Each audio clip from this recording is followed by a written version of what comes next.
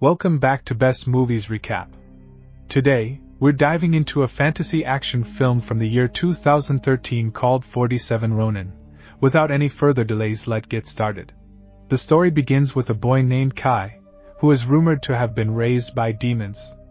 While Kai was running through the woods, he collapses, falls face first into the creek, and he is discovered by Lord Asano, who recognizes the boy's potential and decides to adopt him.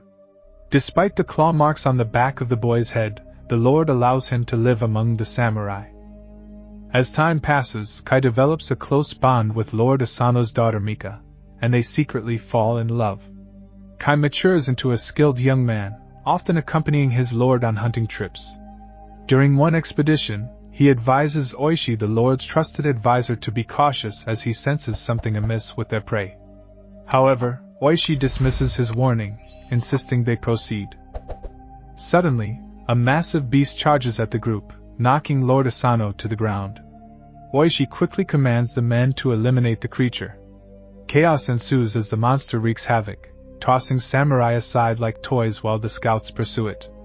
Despite their efforts to surround the beast with arrows, it proves nearly unstoppable, sending warriors flying from their horses.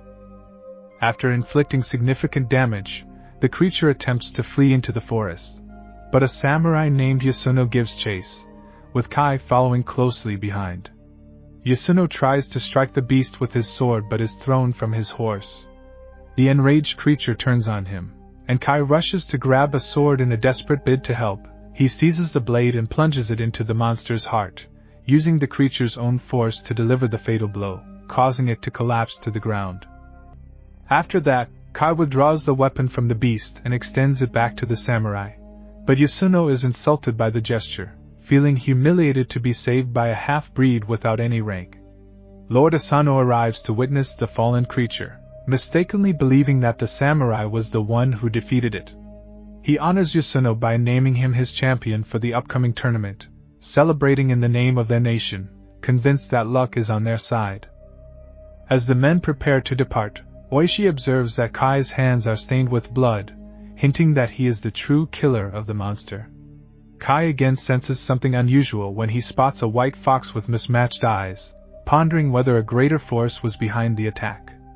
His suspicions are confirmed when the fox transforms into a witch named Mizuki, who informs her Lord Kira that Asano is still alive.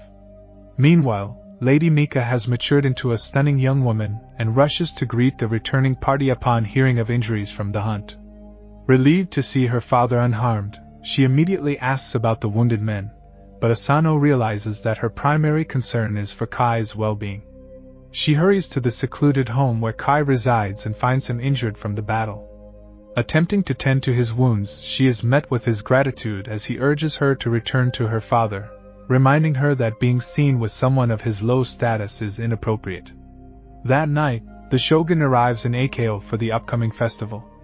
From a distance, Kai spots Mizuki among Lord Kira's concubines and recognizes her eye color, identical to that of the fox he encountered earlier. Kai swiftly makes his way to Oishi's residence to alert the samurai about the witch, who poses a threat to the Lord's safety. However, the samurai dismisses Kai's warnings once again, disregarding the insights of someone raised by demons. The following day, Lord Kira arrives in the kingdom and greets Asano, praising the province's beauty. Tensions rise when Kira disrespects the Lord by behaving rudely while attempting to flirt with Lady Mika. As they settle in to watch the tournament, Kira introduces his champion, a massive fighter who strides toward the stadium, leaving the audience in awe of his size. Meanwhile, Yasuno encounters the witch in her animal form and falls under her spell. Realizing Yasuno can no longer compete, Kai rushes to the samurai's aid. To prevent his lord from facing humiliation, he dons the samurai armor and conceals his identity to take Yasuno's place in the tournament. After both combatants bow to the lords, they draw their swords and prepare for battle. The giant samurai launches a relentless series of attacks, overpowering Kai with his immense strength. Despite this, Kai manages to strike several blows against his opponent.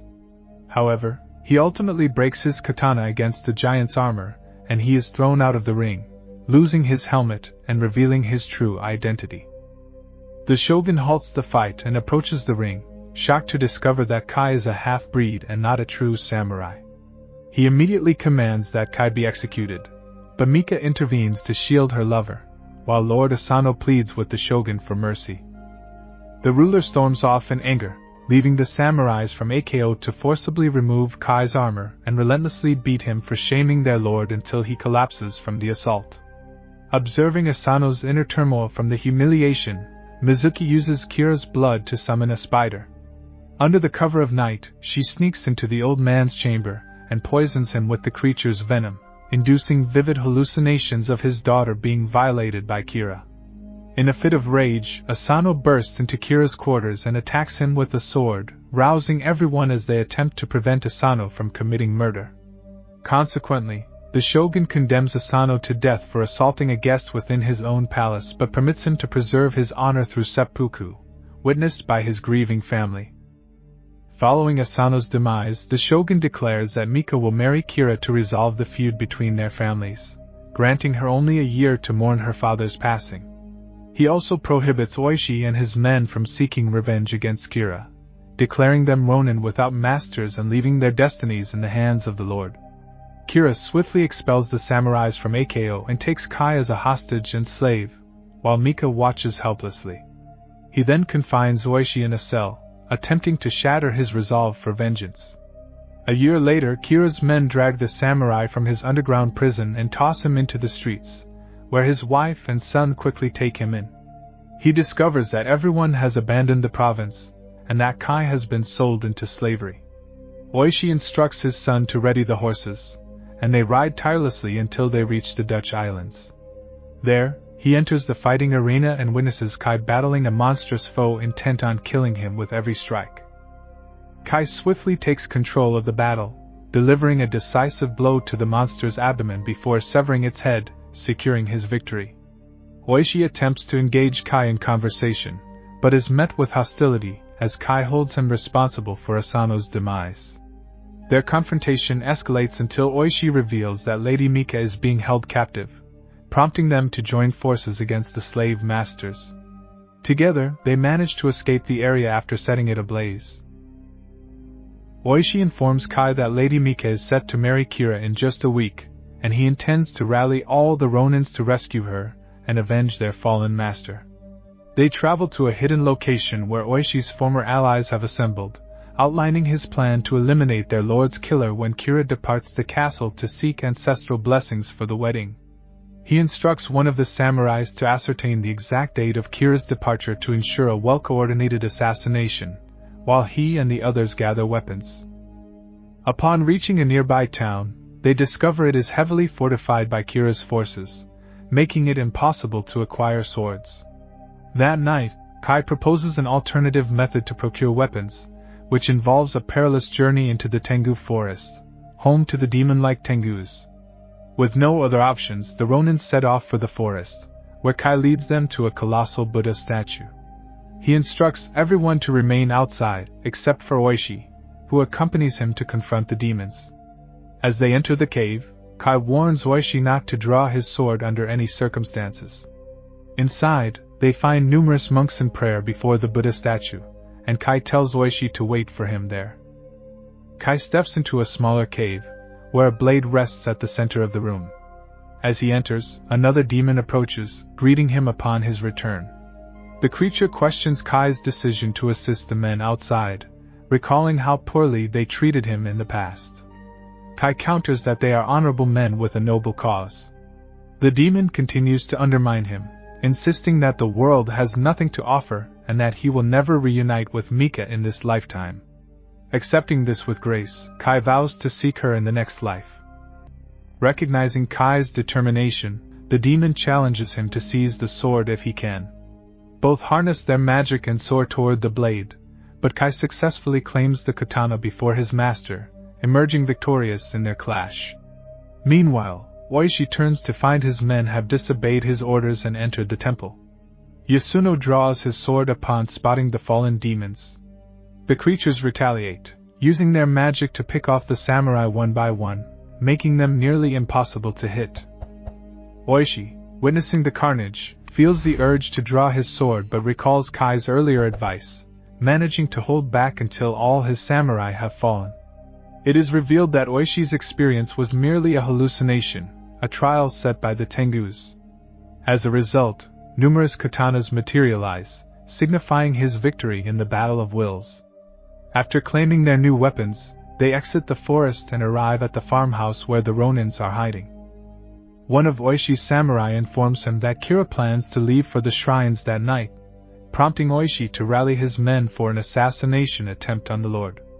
They cautiously approach the hay-filled area and spot their target's silhouette in front of a shrine, flanked by 2 guards. When the figure turns, the samurai is taken aback to discover it is the witch, who unleashes a fiery attack, engulfing the area in flames. The men find themselves under a barrage of arrows, falling one by one to the onslaught. Suddenly, the massive golem emerges, mercilessly slaughtering the Ronins as they flee in terror. Defeated, the group retreats to the farmhouse, where Oishi, filled with despair, questions their next move. Meanwhile, Kai attempts to lift his comrades' spirits, reminding them that hope is not lost and that they still possess their weapons and the element of surprise. The following morning, Kai spots a troupe of wedding performers making their way to Kira's castle and recognizes a golden opportunity. They intercept the performers, seizing their costumes to disguise themselves and get closer to their target for the assassination. Under the cover of night, the samurais skillfully evade Kira's guards and infiltrate the fortress undetected. Inside, Lord Kira prepares to marry Lady Mika, aiming to solidify his control over Ako. As they sit before the stage, enjoying the festivities, the samurais take the stage to distract the soldiers. Seizing the moment, the Ronins retrieve their weapons and launch a surprise attack, swiftly eliminating the guards without raising an alarm. Oishi continues his performance, inching closer to Lord Kira, ready to strike with a concealed blade. However, his assassination attempt is thwarted by an arrow from the guards, causing chaos as the audience realizes the danger. The Ronins spring into action, engaging the soldiers while Kira hastily retreats with Mika into the castle, dodging the rain of arrows. The golem charges at the men, but the samurai's explosive trap detonates, shattering the creature into fragments. Kai and Oishi pursue Kira, cutting down the soldiers that attempt to block their path. Mika successfully breaks free from her captor and flees in the opposite direction, while Kira forsakes everything to save himself. After taking down the guards, Oishi rushes toward the Lord, while Kai heads off to rescue the princess. Mika escapes the building and reaches the courtyard, where she finally spots her lover, and they rush into each other's arms for a heartfelt embrace. Their moment is abruptly interrupted when a spectral kimono sweeps through the air and lands before them, transforming into the witch intent on their destruction. The witch approaches the couple, morphing into her true form, a colossal dragon hovering ominously above. The beast launches a fierce attack on Kai, but he manages to defend himself and counterattack, forcing the creature to momentarily retreat. Kai instructs Mika to take cover behind the walls as he readies himself for a life-or-death battle against the dragon. Meanwhile, Oishi discovers Kira in an adjacent room and begins to assault him through the walls. He bursts into the room, continuing his assault and knocking Kira to the ground as the man struggles to protect himself. Oishi tackles Kira, sending both crashing through the walls. He pins the Lord down and unleashes a flurry of kicks fueled by rage, ultimately incapacitating him and seizing him from behind.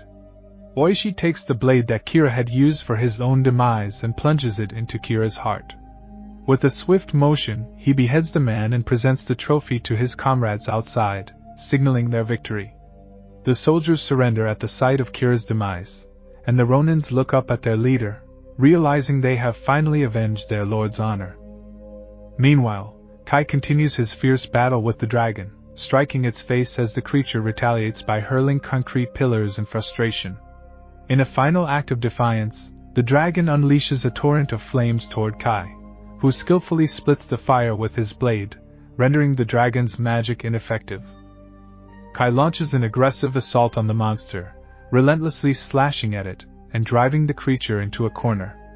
He attempts to stab the dragon, but it seizes his katana and hurls him into the air, away from his weapon. The beast then shifts its focus to Mika, roaring furiously in her direction. However, Kai harnesses the Tengu's magic, retrieves the blade from the ground, and charges at the dragon. He leaps into the air, plunging the sword into the creature's head, which causes it to crash to the ground, howling in agony. As the monster begins to morph back into Mizuki, she takes her final breath. The Ronins exit the castle, and the enemy soldiers kneel before them, surrendering their weapons. They return to Exile, where they pay tribute to their lord at his grave by offering the dagger that ended Kira's life. The shogun learns of Kira's demise and condemns all the Ronins to death, yet he permits them to restore their honor through seppuku, honoring their master by adhering to the principles of Bushido. Mika watches with sorrow as Kai and the others prepare for the ritual, tears streaming down her face as she realizes she will never see her beloved again in this life. She gazes at the bridge, lost in thought, recalling Kai's promise to seek her out in their next life together. Thank you for watching. Please remember to like the video and activate the notification bell.